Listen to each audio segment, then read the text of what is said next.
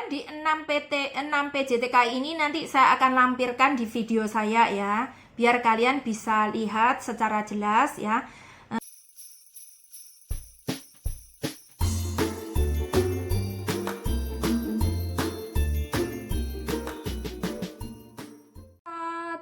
Niha, apa kabar? Jumpa lagi di channel saya, Michelle. Oke teman-teman, sebelum saya lanjut video saya mau ucapin terima kasih buat teman-teman semuanya yang sudah selalu mendukung channel saya, yang sudah bantu like, komen, serta subscribe di channel saya ya. Mudah-mudahan teman-teman semua selalu diberi kesehatan, panjang umur, kelancaran dalam menjalankan aktivitas masing-masing. Nah, hari ini saya mau kasih info pada teman-teman semuanya, yaitu tanggal 20 November 2020 ada penambahan kasus COVID-19, yaitu ada 24 orang. Ya, jadi hari ini jumlah paling besar ya, dalam satu hari ada 24 orang, semuanya positif corona ya. Jadi yang 20 orang itu PMI dari Indonesia, terdiri dari 17 orang itu perempuan, kemudian 3 orang itu laki-laki. Jadi jumlahnya PMI dari Indonesia hari ini 20 orang positif corona. Nah, yang 4 itu berasal dari Amerika 2, kemudian Inggris 1, dan 1 Filipina. Jadi total semuanya ada 24 orang.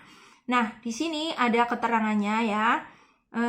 Menurut Komando Pusat ya, 20 kasus baru keimigrasian dari luar Indonesia saat ini seluruhnya adalah TKI ya. Jadi yang positif itu kebanyakan TKI dari Indonesia. Nah, dari 17 perempuan dan 3 laki-laki itu berumur kira-kira 20 tahun sampai 40 tahun. Tanggal masuk antara 20 November hingga 27 November. Itu mengalami ketidaknyamanan pada tenggorokan ya, pada tenggorokan. Jadi pada tanggal 29 November. Dan 19 lainnya telah memasuki negara tersebut sejauh ini tanpa gejala. Jadi hanya beberapa orang saja yang mengalami gejala, yaitu tenggorokannya gatal-gatal gitu ya. Tapi yang sisanya itu sebenarnya tanpa gejala. Tapi setelah menjalani tes swab ya, setelah menjalani karantina 14 hari, kemudian ada tes swab, sampai Taiwan sini ada tes swab, itu kemudian hari ini hasilnya positif ya. Jadi ini Taiwan sangat ketat sekali ya dalam pemeriksaan swab ini.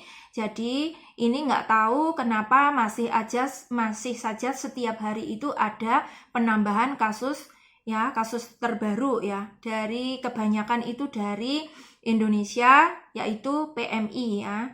Jadi saya juga nggak tahu ini kesalahan dari siapa, TKI-nya atau mungkin PJTKI yang berani memberangkatkan, atau mungkin setelah dikarantina itu tertular di maksudnya pas naik pesawat, atau mungkin pas dikarantinanya itu tertular ya. Jadi kita nggak tahu bagaimana kok bisa setelah sampai Taiwan mayoritas ada positif corona. Begitu banyaknya kasus penambahan COVID-19 semuanya dari PMI ya, rata-rata dari PMI. Maka hari ini pemerintah Taiwan itu memberi informasi bahwasannya mulai tanggal 4 Desember sampai tanggal 17 Desember, sementara untuk pengiriman PMI dari Indonesia itu akan ditutup ya. Jadi sekitar 2 mingguan, 14 hari ya, itu akan ditutup. Nah, proses selanjutnya mungkin masih menunggu informasi, mungkin akan diumumkan pada tanggal 18 Desember ya. Nah, kalau misalnya tanggal 18 Desember itu masih tetap belum bisa mengirimkan PMI, maka saya juga nggak tahu itu harus sampai kapan ya. Makanya yang mau rencana cuti pulang tahun ini atau mungkin tahun depan itu juga belum ada informasi terbaru.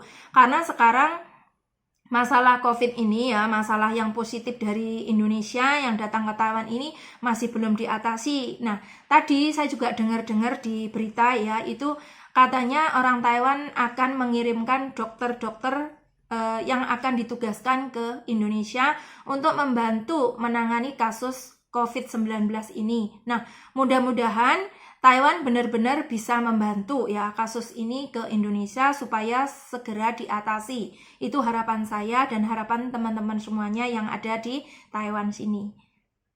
Nah, ini teman-teman, saya juga dapat info lagi yang terbaru ya. Ini ada penambahan 6 PJTKI yang tidak boleh mengirimkan TKI-nya ya. Jadi ini info terbaru loh ya.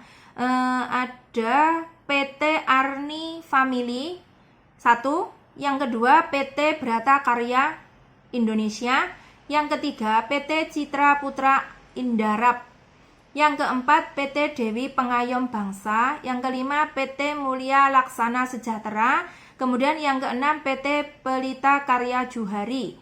Jadi ada 6 PJTKI yang tidak boleh mengirimkan PMI-nya ke Taiwan ya. Jadi buat teman-teman semuanya yang punya saudara atau family yang ada di 6 PJTKI itu sementara juga di stop, nggak boleh mengirimkan PMI-nya ke Taiwan sampai ada keputusan dari Departemen Kesehatan kapan boleh dikirimkan lagi, kayak gitu ya. Jadi tolong diinfokan pada saudara atau teman-teman semuanya ya. Mungkin ada yang proses di ke-6 PJTKI ini yang terbaru. Hari ini baru diumumkan ya. Nah, kemudian di 6 PJTKI ini nanti saya akan lampirkan di video saya ya, biar kalian bisa lihat secara jelas ya. Silakan kalian bisa lihat, oke? Dan ini pesan buat teman-teman semuanya yang sekarang ada di Taiwan.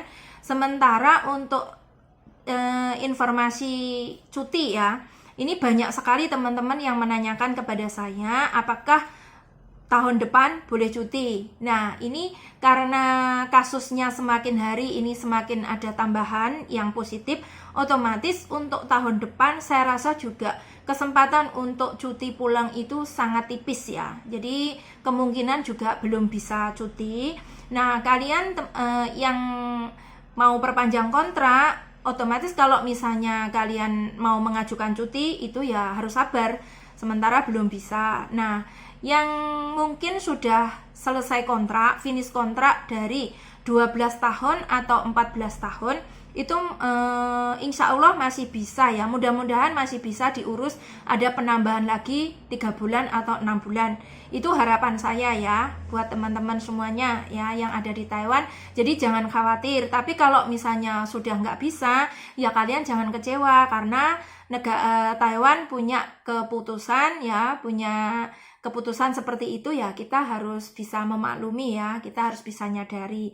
Itu saja pesan dari saya. Mudah-mudahan teman-teman semuanya yang ada di manapun berada tetap menjaga kesehatan, tetap keluar kemanapun tetap pakai masker ya. Jangan lupa tetap menjaga kondisi badan. Akhir-akhir ini sudah mulai musim dingin, jadi kalian harus waspada, pakai baju hangat ya.